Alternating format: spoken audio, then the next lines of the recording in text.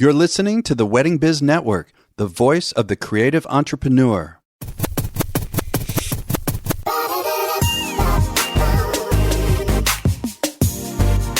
Hey everyone, it's Andy Kushner, host of The Wedding Biz, in which I conduct in-depth and revealing interviews of icons of the weddings and event industry. This is all to provide you with education and inspiration. Last Monday, I had Christy Rice on the show. She is an artist, author, stylist, and founder of Momental Designs. And today, I'm excited to bring back for the second time, Tim Chi, CEO of the combined Wedding Wire and the Knot Empire, now called the Knot Worldwide. The Knot Worldwide provides leading wedding marketplaces, personalized wedding websites, planning tools, and registry services with its brands in multiple countries across North America, Europe, Latin America, and Asia. The Knot Worldwide also includes lifestyle brands. And Tim was last on a couple of years ago on episode 147, which I highly, highly recommend listening to. So enjoy this conversation with Tim Chi. Tim, hey, it's so good to have you back on the show again. Thanks for coming back. Thanks for having me back, Andy. Great to be here. Yes, it's a very interesting time compared to when you were on last. That's for sure. For sure. Well, I've been thinking, Tim, this past year and a year and a couple months since COVID hit has been such an opportunity for reflection and to re-examine how we feel about our businesses, how we approach our businesses. And before I get into that with you about the Knot Worldwide, I'm just wondering how you feel personally, like how you've been affected personally, and do you feel that it's changed you in any ways, going through this whole experience? Certainly, the one thing that stands out to me, Andy, is reflecting back personally, is just how much I deeply miss human connection in person. Yeah. In many ways, you just take it for granted when you were just, sort of running through life as fast as you can. And when it's taken away from you, and you're not able to do it safely, it really sort of brings to the front how important that is, which really, to tie into weddings is one of the reasons why, we're definitely excited and optimistic that, we're going to see that all come back. There's no better time or location to be able to, really celebrate and have that reunification, than a wedding with family and friends. Yeah. Yeah. I see, we can see each other while we're recording. I know you're at your home. Any plans soon to open up the office at any point in some degree? We're going to start what we're calling unlocking the doors in our offices here in the U.S., obviously very carefully and within our team member safety at the heart of everything. But we do expect, over the coming months, probably more in the fall timeline, where we'll be able to visit back in offices again and see our fellow team members. So you're going to be careful about this and kind of ease back into it. Yeah, I think that's smart. Yeah, it's interesting. I mean, we're in the Washington, D.C. area, and as you know, D.C. just very recently said they're going to open up again, whereas 2 weeks ago they announced no dancing. I was going crazy. I mean, I got the band business. It was really crazy. God, no, get together, but no dancing. But now they've fixed that. So thank God. Well, I'm wondering in terms of what the shutdown led to, in terms of your reflections about the industry and just your business as CEO of the Knot Worldwide. I mean, in a minute, I'm going to ask you about, how do you run a company like that literally during a pandemic, but just overall general reflections about the industry and, as CEO of a company like this, how has that gone for you? Well, the first thing, reflecting again back on the industry, is, wow, what a resilient industry we have as a global wedding community. I mean, it was clearly a very difficult and unprecedented time for both couples and all the businesses, in our industry. But at the same time, we just saw and observed so much support, across the entire industry, really coming together to really stack hands during a very difficult time and help each other through it. So, from the couple side, obviously, we as the Knot Worldwide really tried to step in and just share our sentiment, to share our thoughts, offer any guidance, empathy, support through a very difficult time if you were planning a wedding and not sure what to do about it. And then similarly for wedding pros as well. I mean, we saw a lot of people, just adjust, right? Scrappy, hustle, adjust, just to survive. And people were really resilient and did a nice job of that. I think taking a step back, particularly here in the U.S., and it's unfortunately not the case right now worldwide, where we have other properties as well. But certainly the U.S., we're starting to feel green shoots sprout up now, which should bode well, for the wedding industry. How did you deal, or have you been dealing with running a global company during this pandemic? That affects everybody. Yeah, I'd say. Number one, putting our vendors and couples at the center of what we do during this time was the focus, right? We always knew that weddings are going to happen again, and we just needed to sort of make it through that time.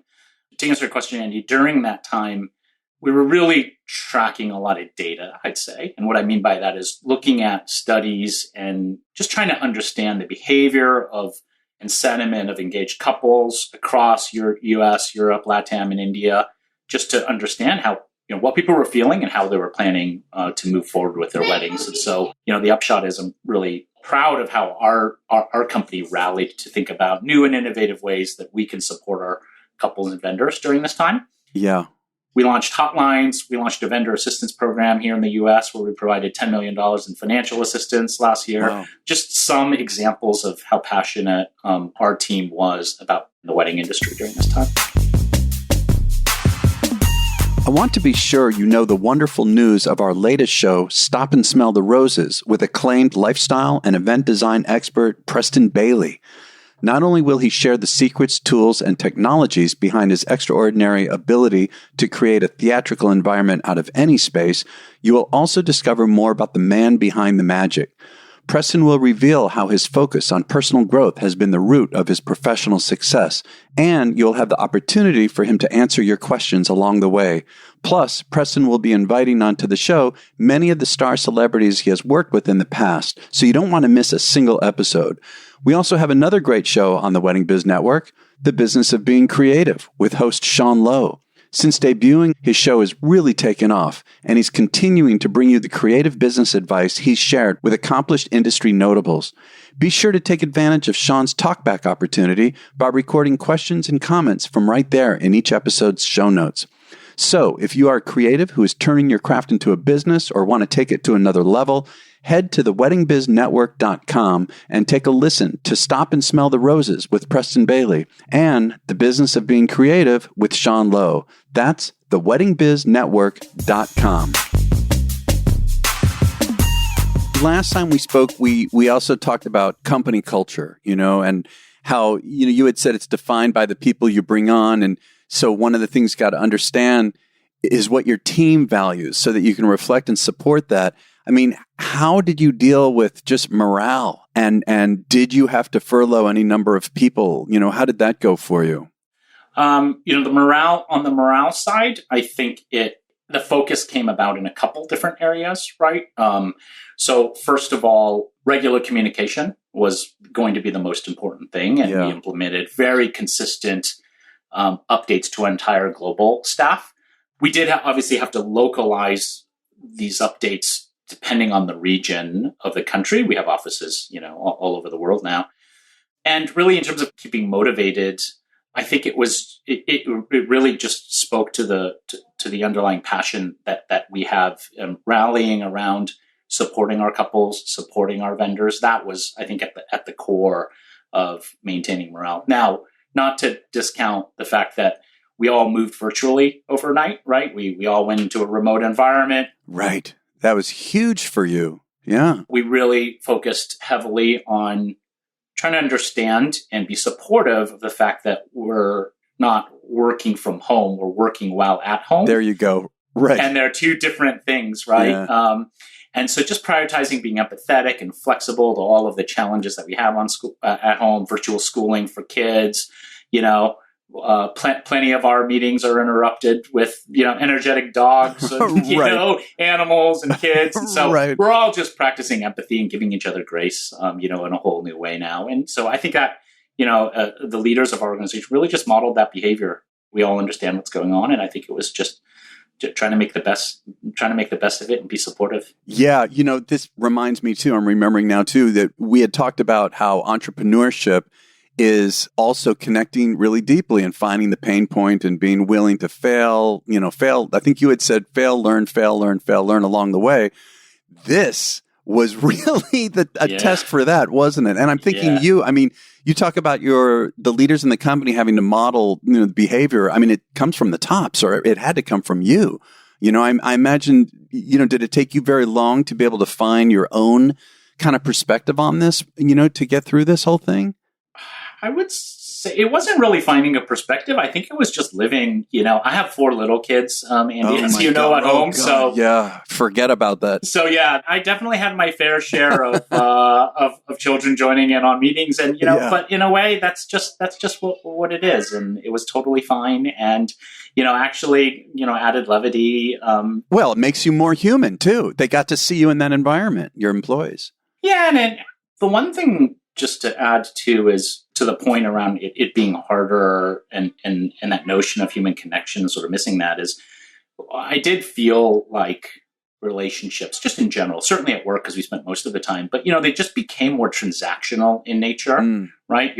When you hop on a video conference, you're there for 30 minutes to talk about a specific topic, and you don't really get a chance to personally connect, right? Yeah, exactly. And so, just think about your whole day stacked back to back. It just starts to feel very transactional. And so we just made a really strong effort to counterbalance that, both within meetings, like always just start off and spend the first 5 or 10 minutes just catching up. How was your weekend? What are you planning on doing? Let me tell you about something funny that happened.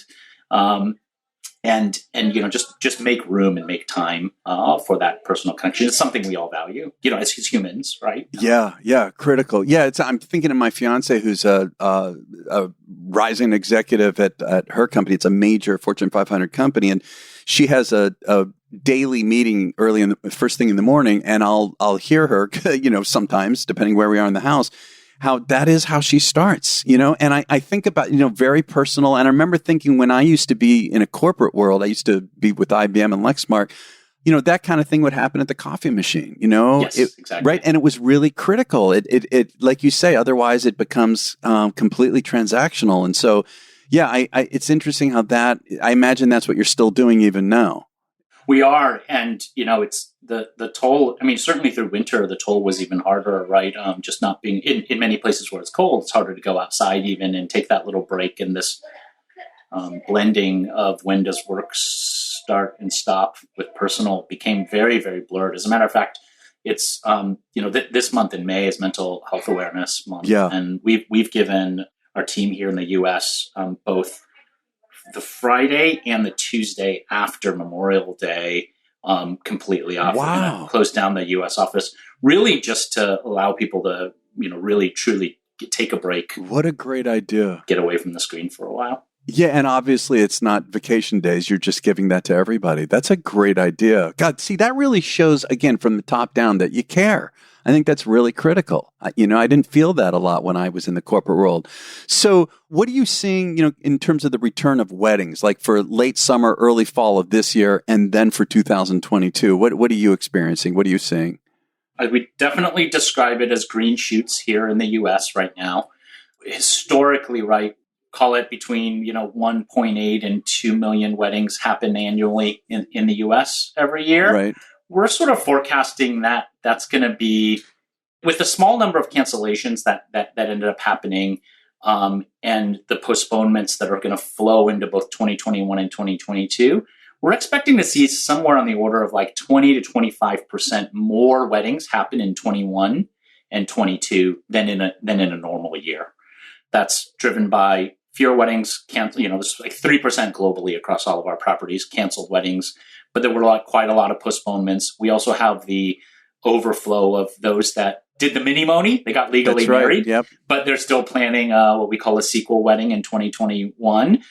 There's others that similarly, they hosted sort of a downsized ceremony and wedding reception in 2020, but they're having their larger sort of anniversary reception with all their friends and family later this year. So all that is going to, and then there's the normal cycle of couples getting engaged as well. So how do we know this? We're obviously stay very, very close with our engaged couples. But we're seeing 20% more wedding websites published on the Knot and Wedding Wire in April of this year than in April 2019, which was a normal wedding year. Interesting. Right? Membership on the Knot right now is seeing double-digit growth compared to this same time versus 2019, not 2020, because we would have been in COVID. Wow, yeah. No kidding, Tim. That's incredible. Number of couples ordering save the dates on our new Knot invitations product. I mean, just the sort of across the board, it's just starting to, April and now into May, it's really starting to feel like there's a surge coming. And I think that bodes well for late summer and fall weddings in the U.S. here. Yeah, it does. So, and just as far as, just kind of last question, as far as the Knot worldwide, in a lot of ways, you've been a trendsetter. And when we talk about the digital world and the rate of change and dealing with that, is there anything new that we can expect coming down the pike? Well, last year, despite, us all hunkering down and really just supporting the wedding industry, and really focusing on stability, I'd say in 2020, we were still able to continue to innovate. We did launch the Knot registry store. So that's like our in-house digital wedding registry. I read shopping about experience. that. Yeah. We also launched the Knot Invitations as a one-stop shop for all your wedding invitations and paper needs. So yeah, the point is we don't stop innovating here. We're going to continue to ship new products that are sort of asked for by our engaged couples, as well as continue to do our best to connect couples to all of the wonderful community of wedding pros out there. So yeah, we got a lot of stuff in the hopper right now. We're just starting to ramp up right now, so you can stay tuned. Yeah, that sounds good. Well, look, I really appreciate this. This has been a good catch up, and I'm going to encourage people listening that if they missed your first appearance, we'll call it, on the show, they got to get. It's just you've got a great backstory, and to hear from your perspective how you view this whole industry and what you've done with the Knot Worldwide is really interesting. So thanks again for doing this, Tim, my man. I really, really appreciate it. Always great to catch up. Thanks again for having me, Andy. Thank you for listening to my conversation with Tim Chi. Be sure to check out the website of the Knot Worldwide, and that is thenotww.com. You can get all of this in the show notes at our website of theweddingbiz.com. And if you haven't subscribed to the podcast, The Wedding Biz, be sure to do so that you're always notified when the new episode gets released. And coming up next Monday is famed photographer Jose Villa and popular planner and designer Lori Aarons. So we'll catch you next time on The Wedding Biz.